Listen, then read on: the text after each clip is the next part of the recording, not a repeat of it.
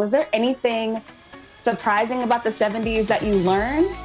Oh my gosh, what I learned was that I should have been born in the 70s. Oh my gosh, I am a 70s chick. As soon as I put on my outfit, I'm like, I'm in the power stance. I'm ready to go.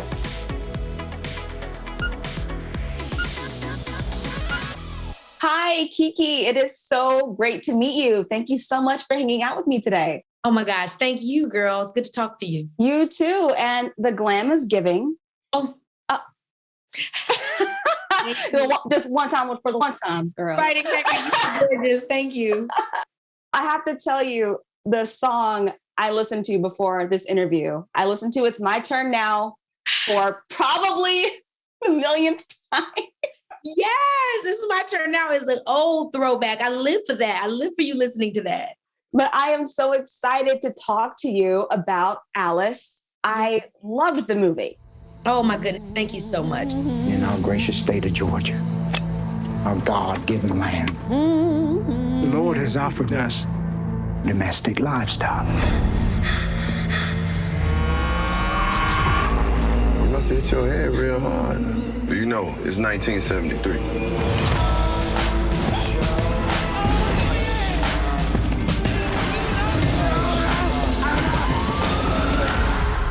I am freedom. In your book, I Don't Belong to You, you say sometimes we have to turn down opportunities, even the big ones, to get the ones that were custom made for us. And so I want to ask you, was Alice custom made for you? I really do feel that Alice was custom made for me. Obviously, I can't speak for the writer and director, Kristen Verlinden, but she did write me a beautiful letter when she reached out to me to star in the role. And she said that she felt that I was the only one that could play it. And I mean, that alone, after reading the script and seeing what a powerful character Alice was, it was just an honor. I'm honored that I got to play her. And I do feel like my mother, my grandmother, and the women that raised me are all women like Alice. So yeah, I feel like, I'm going to walk into that and own that for sure. That's amazing. And I watched the film without reading anything, without watching any reviews, because I wanted to go into it with a clean slate. And I'm a little confused as to how some people thought this was a sci-fi time travel thing. Yeah. I didn't get that at all. I didn't get that. Yeah. I think for the trailer initially, people see Alice coming from this plantation or what looks like to be the 1800s. And then next thing you know, she's in 1970s. And that's the point of the movie, right? It's like, you actually should imagine slavery existing in today's times or in as recent times as the 60s or the 70s, because it is still happening in so many ways, whether it's people's families that have actually literally been held back, or we're just talking about systemically being held back. Those are still things that are happening, and I think the movie does a really good job doing those parallels, whether it pertains to that era and the 70s or now and what we're trying to overcome. You can make a change now. Something that's bigger than yourself. Like coffee. Oh, Alice, oh no. Just a black man trying to do something for himself?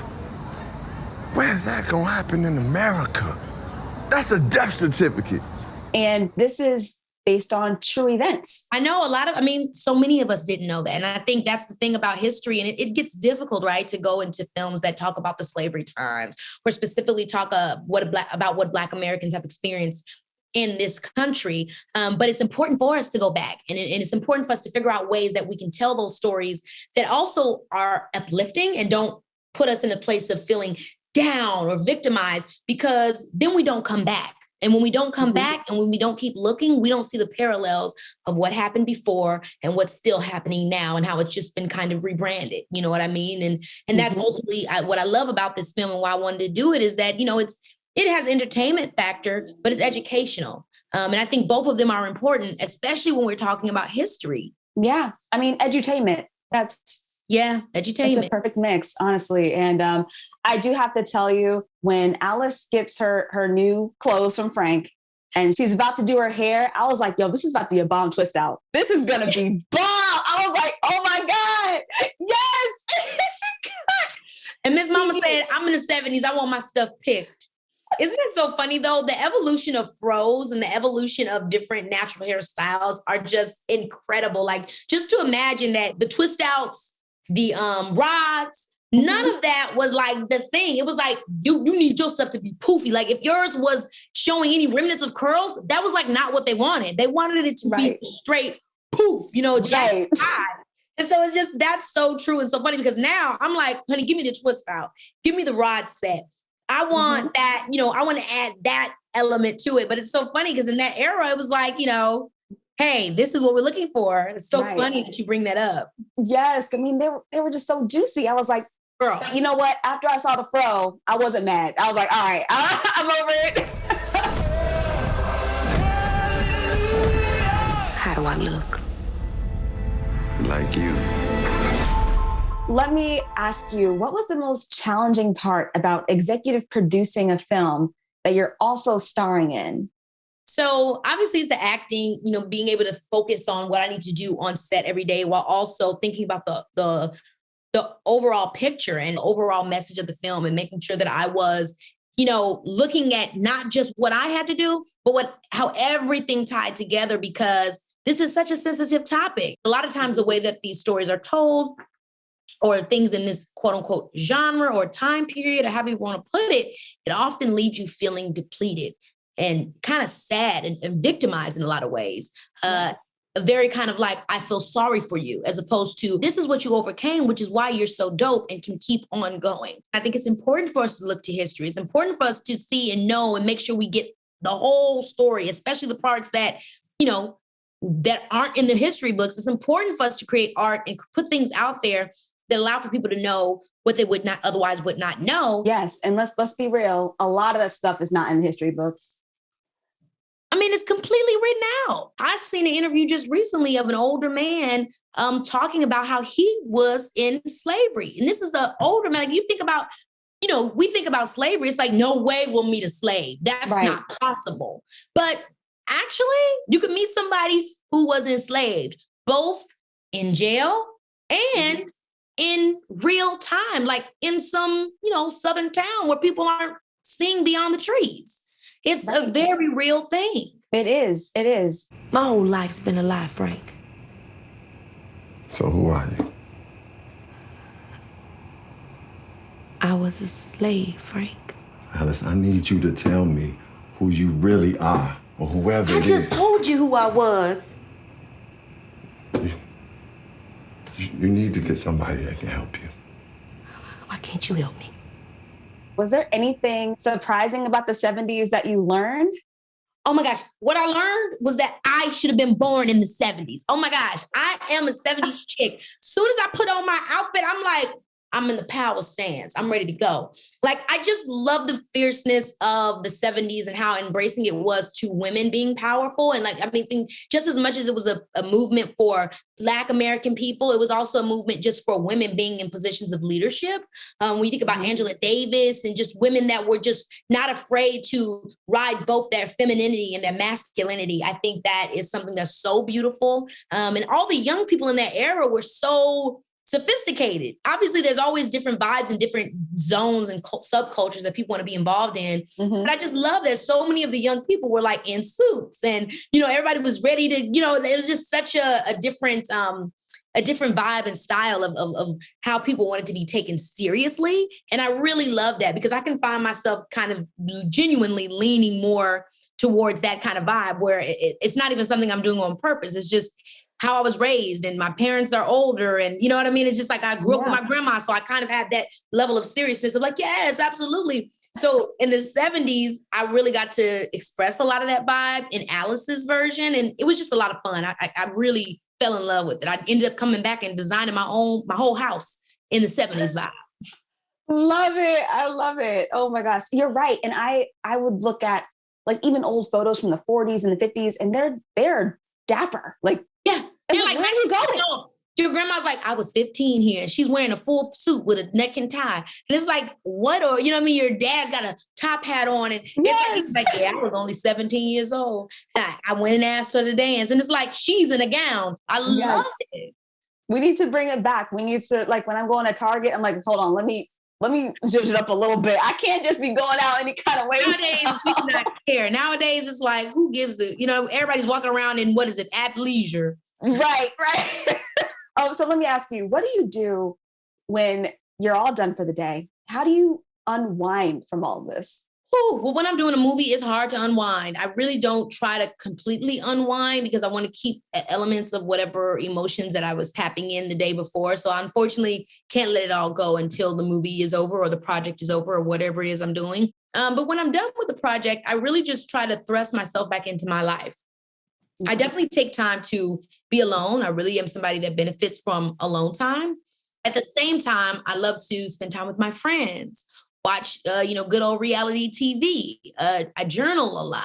I write a lot, to kind of escape the thoughts in my head.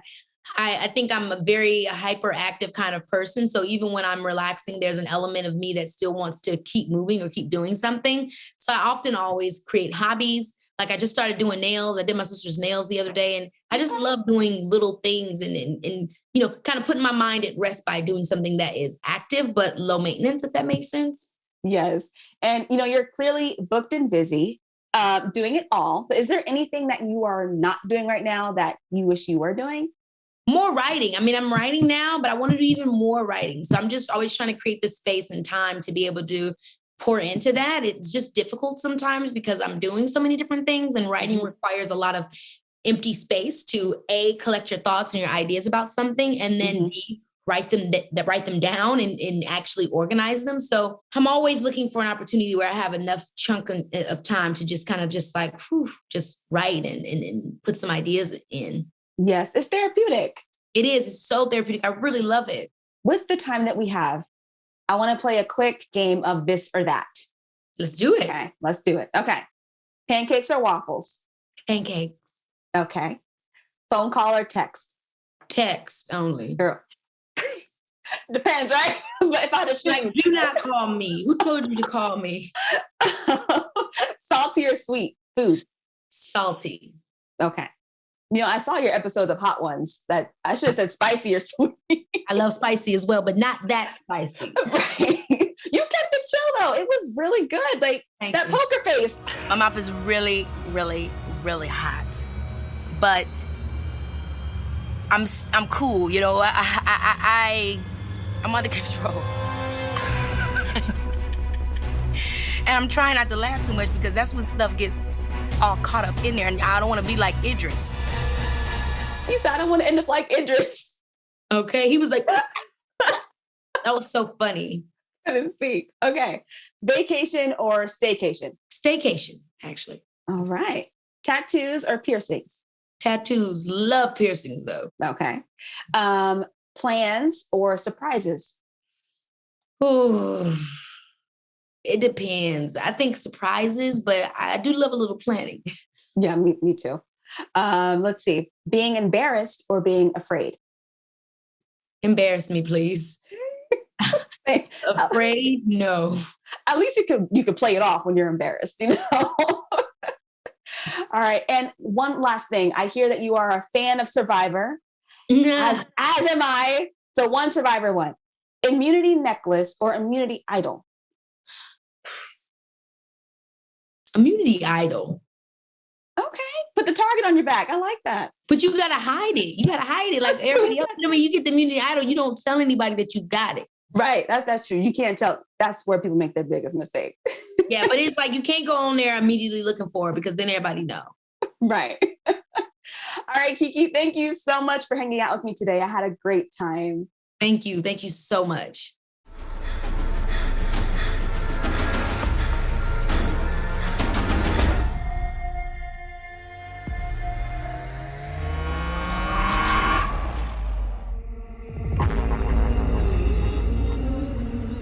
You must have hit your head real hard. Do you know you're in Georgia? Do you know it's 1973? Well, I'm gonna need you to fill this out for me. I don't ride. I can help you. This is knowledge. We spent decades trying to make a change for the people. I know exactly who I am and where I came from. Who are then? I'm free.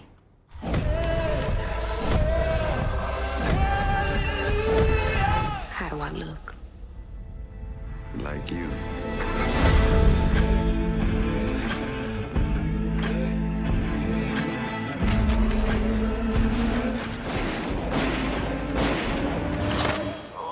It's the woman you used to own. Alice? You watched us get tormented. It's my turn now. I'm going back. That's a death certificate. Doing the right thing is never wrong.